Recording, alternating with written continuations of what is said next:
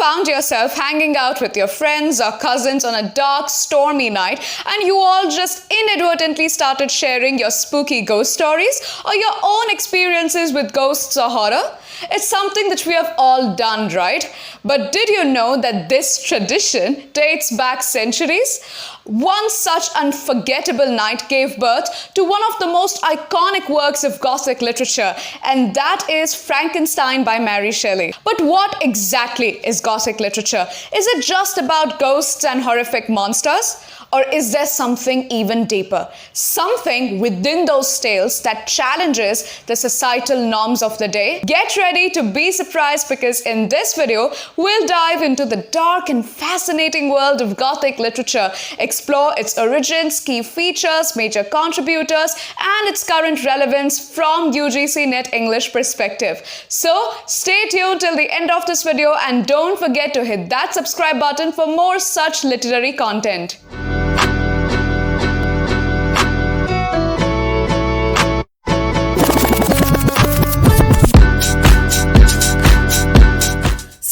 Gothic fiction, it is extremely important to remember that it is a significant contribution to not just British English literature but also American literature. But what exactly is Gothic literature? Gothic literature, it refers to a literary genre that employs a variety of dark and supernatural elements which are used to evoke a sense of fear, to evoke a sense of mystery, to evoke a sense of dread, and to create that eerie ambience, that eerie atmosphere in a text that could send chills down your spine. And it generally does that through setting the entire text, through setting the entire novel in mysterious places like foggy forests, castles, ruined buildings, etc. One of the most important things to remember about Gothic literature is that it is a subgenre of romantic literature. Having had a basic understanding of what Gothic literature is, let's move on and talk about the history of Gothic literature. Now, the concept of Gothic, or for that matter Gothic literature, was not always the same. It was not always associated with ghosts or horror stories or horrific monsters or stuff like that. The concept of Gothic, it evolved over the period of time. It changed over the course of time. Initially, the word Gothic was only associated with the Goths. Who were the Goths? Goths were the ancient nomadic tribe. They were the Germanic people who were largely associated for the fall of the Roman Empire and helped in the establishment of medieval age in Europe. So the language they spoke, that was often associated as Gothic. It was one of the branches of the East Germanic languages. Now, this concept of Goth or Gothic being associated with language of a particular group of people changed over the period of time. From 12th to 16th century, the concept Gothic was largely associated with a striking architectural style. Now, what was this style?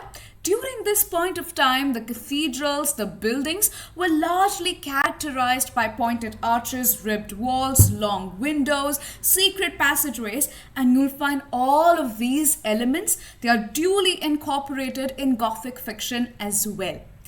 But then, how did this association between Gothic, the concept of Gothic, and literature first appear?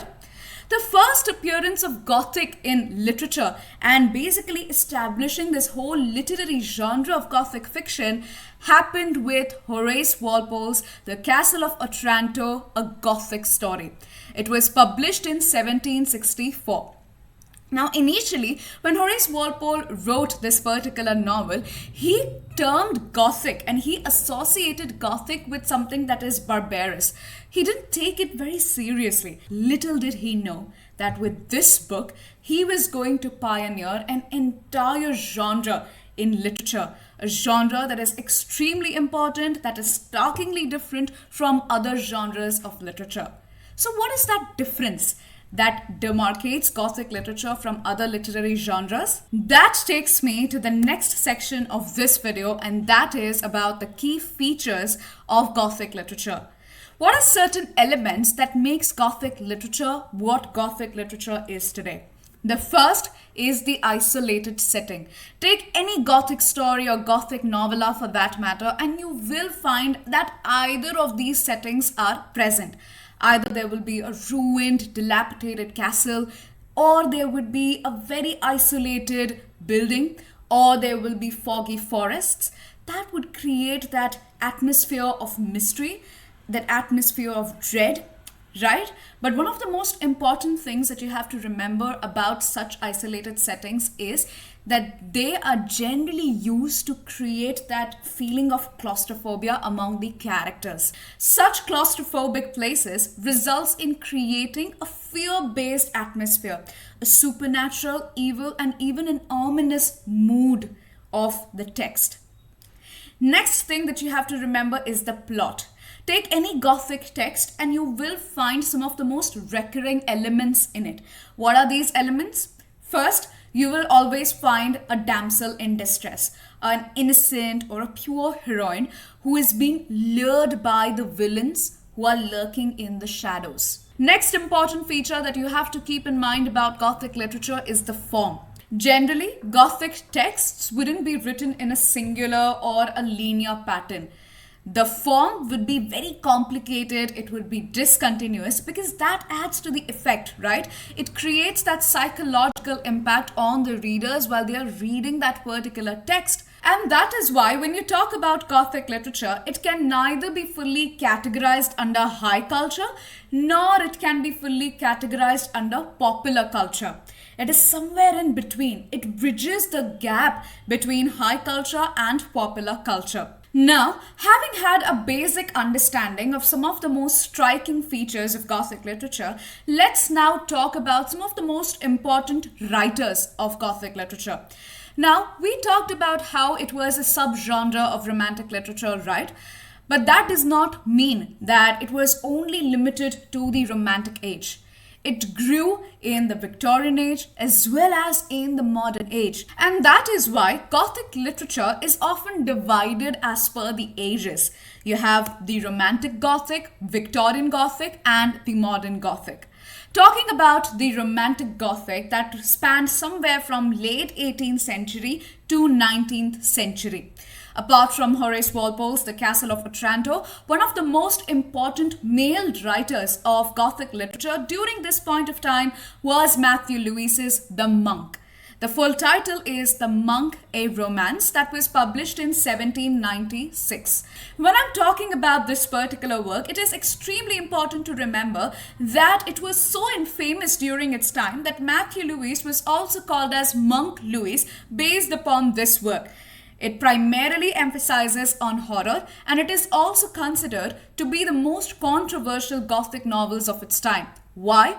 Because it talks about a virtuous monk called as Ambrosio who gives in to his indulgences. Apart from Matthew Lewis, you also have Anne Radcliffe writing during this point of time. One of the most important things that you need to remember about Gothic literature is that a lot of women writers were very willing to contribute to this strand of literature. Why? Because it provided them an escape from writing about the common marriage and romance plots, talking about domestic themes, about the kitchen, or anything like that.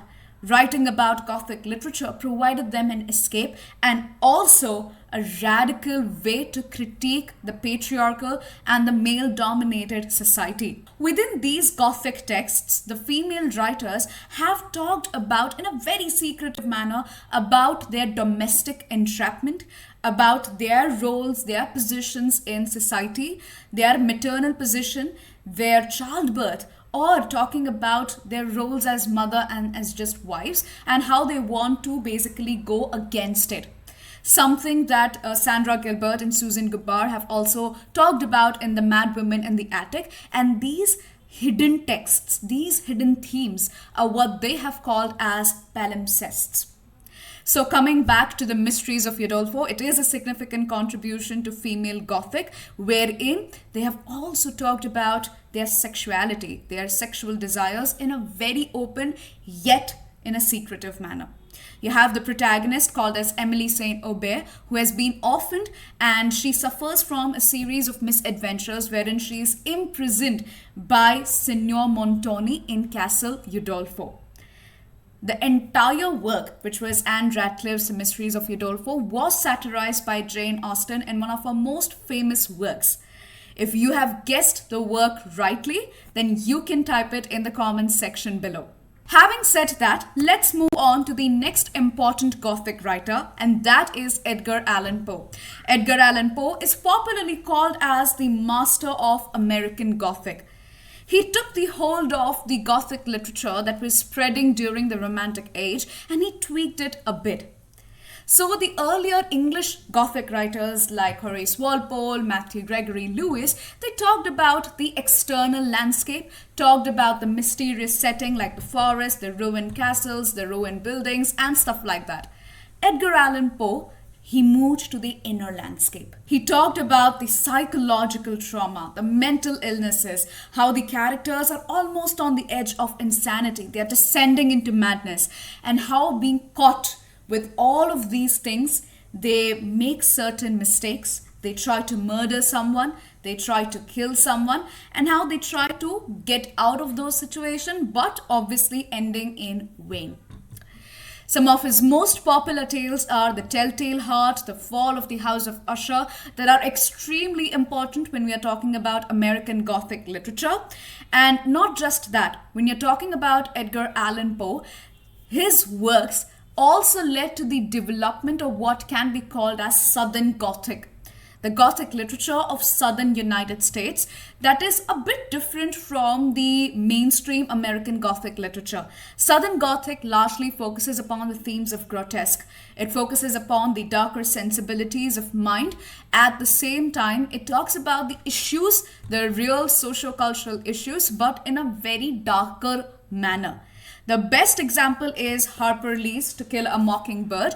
It is considered to be one of the best examples of Southern Gothic literature, especially in America, and I would recommend you to read it because it's one of the most amazing novels. Having said that, let's move on and talk about the Victorian Gothic literature that began somewhere from mid-19th century.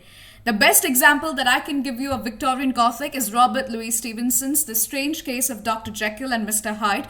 It was a novella published in 1886. It explores the themes of duality of human nature, monstrosity, and it can be taken as a response to Victorian condition. Now, what is Victorian condition? Victorian condition basically refers to the common socio-cultural thought that was prevalent during that point of time. Strict moral, religious values, beliefs, ideas were imposed upon the people. So if as a woman you are married, you have a family, you abide by the family values and beliefs, then you are respectable in society. Otherwise, you are not. Certain stereotypes are based upon that. What this leads to is a certain sort of repression of desires, of values, of certain wishes that individuals harbor. And when these desires and wishes are repressed in individuals, they come out in a very monstrous manner. This was the entire idea of The Strange Case of Dr. Jekyll and Mr. Hyde. Having said that, let's move on to the next writer during this point of time, and that is famously Bram Stoker.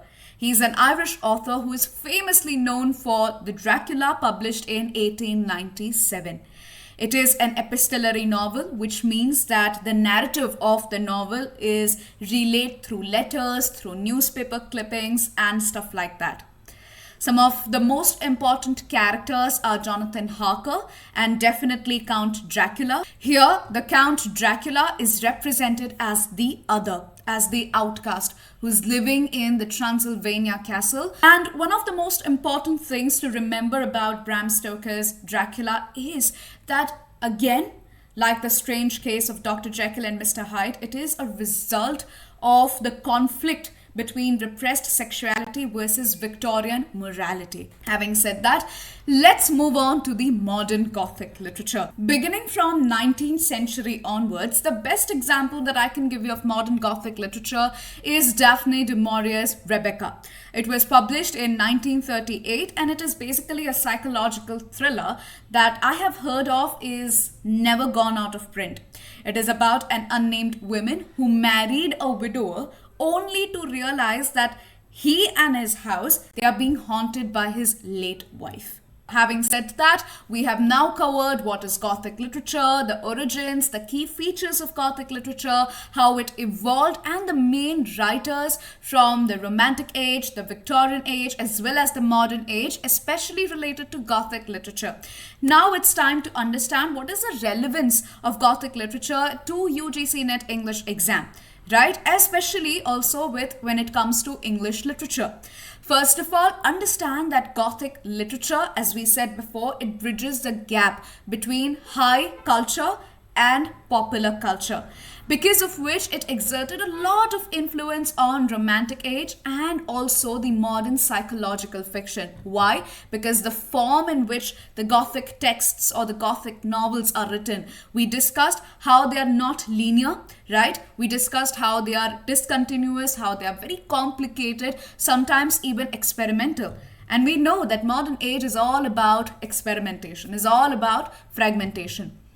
Apart from that, in UGC NET English exam, frequently a lot of questions are asked related to Gothic literature as well. Speaking of UGC NET English, apart from Gothic literature, you have various other literary genres that are also very, very important. But then there are so many that sometimes it could get quite overwhelming as to what to focus upon and what to skip. So if you are going through the same thing, especially for your next UGC NET English attempt, then you can check out my courses here at the top mate page. These are basically live classes in which I'm explaining the history of British English literature, Indian English literature, literary criticism and theories in a very simplified and detailed manner. So I have two kinds of courses with me. I am taking a crash course on the areas that I mentioned right now, that is Indian English literature, literary theories, criticism, as well as British literature. At the same time, I'm also taking 1-hour classes in which I can solve any doubts that you have related to these areas. At the same time, provide you with a comprehensive summary of the things that you need to focus upon, the writers, poets, works, dramatists, the ages that you need to focus upon. That will help you navigate your way for your next UGC NET English attempt. Apart from the courses and the classes that I take for UGC NET English exam, I am also providing you with a feedback and review of your postgraduate thesis. So if you are currently a master's student and you are working upon your dissertation, or you know that you will have to work upon your dissertation in the future, I am providing constructive feedback of your thesis.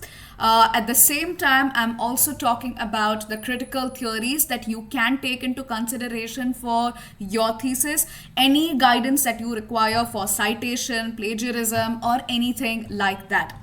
At the same time, please keep in mind that these are live classes. That is, these are one-on-one classes, which means that I can provide you with tailored guidance. At the same time, try to fill any possible gaps in your UGC NET English exam preparation. If you have any doubts related to UGC NET English, if you want to go about start with internships, or if you want any tips related to your career, you can check these courses out, because these courses are specifically designed for the English literature students who want to create a career in English literature, be it in terms of an internship, be it in terms of UGC NET English exam, anything. So I would recommend you to go through all of these courses. And yes, if you have any questions related to Gothic literature, any questions related to my courses, or anything as such, please mention it in the comment section below and I'll be very happy to help.